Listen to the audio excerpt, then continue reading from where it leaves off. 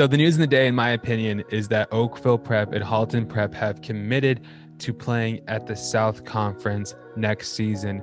Before we get into the story, if you guys are watching on YouTube, please consider subscribing. It helps a lot. If you're listening on iTunes, 5 stars, 4 stars, or 3 stars, nothing less than that. And if you're on Spotify, thanks for coming out. There's really nothing you can do for me, but I appreciate your support. Anyways, so Oakville Prep, yesterday through Dustin McTagg, a good friend of the show, and through other subsidiaries, including this account here, have announced that they're going to be playing in the Prep South Conference. On Instagram, they posted, "More exposure creates more opportunity. We're super excited to be joining one of the top leagues in the US." And the Prep South Conference, for those who don't know, like myself until recently, is a conference in which Spire Academy plays and ISA, among all of these other programs. So Oakville and Halton will be playing against these teams. And my gut reaction to this when I first saw it, my very first instinct was that I didn't like it, because I think I've been kind of trapped into thinking that if it doesn't happen in Canada, then I don't like it. But very quickly, I changed my mind on that. And I've realized that this is going to open so many doors for a lot of Canadian talent. And it's going to improve the Canadian basketball landscape a lot. So for instance, I think a major goal of Halton and Oakville is to keep Canadian talent in Canada. And to my knowledge, Halton and Oakville will still be playing in the NPA next season. So teams outside of Oakville and Halton will also benefit from Oakville and Halton playing in the South, the Prep South Conference. Not only are you going to have American players that are going to want to play and compete against these programs so they can play in D1 schools, but you're going to have the top Canadian talent looking at these programs thinking, this is a viable option for me to get the same exposure that I would have gotten any one of these programs here, while also staying in Canada. Where I think the biggest benefit comes is that the teams in the NPA,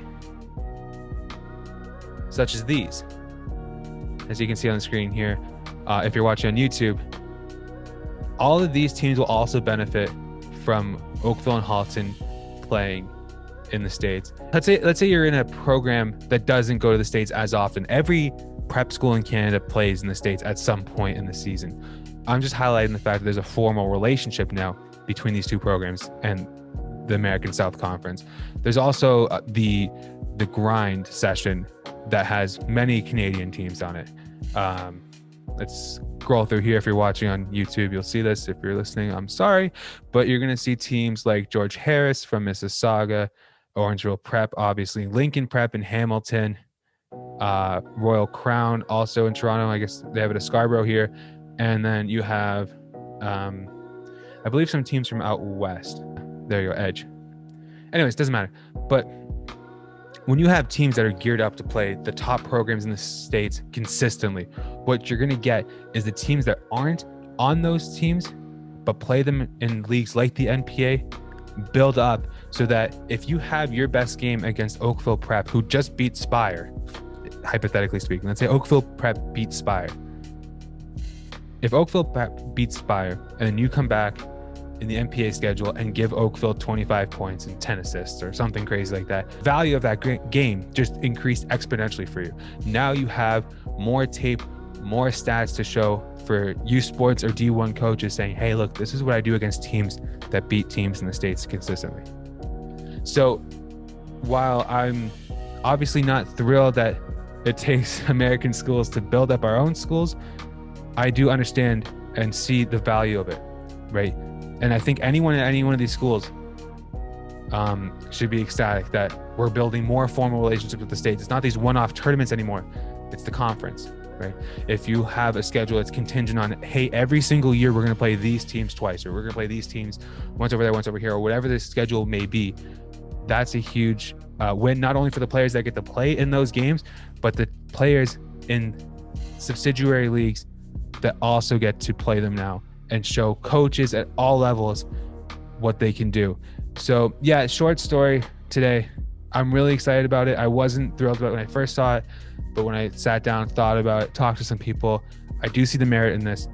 And yeah, it's gonna be really exciting to see how this expands the game in Canada. I hope more of the top Canadians stay in Canadian prep programs now, but we'll just see where that takes us. But this is, of course, going to be a great thing for Canadian programs. Also, new on the channel, which I announced on my Instagram and TikTok and Twitter, is that at the end of every video or before or wherever it fits best, I will be highlighting Canadian talent. Doesn't matter how good or bad you are. It doesn't matter if your dream is to be D1, D3, or U Sports, or whatever you want to do. If you have a hoops tape and you want me to show it on my channel, I will do that. This is our first one today. So yeah, I hope you guys enjoy. All you have to do to have your videos showcased on my channel is just be subscribed, and I'll see you on the next one, guys. Enjoy the hoops tape. Let me know what you think. Okay, see ya.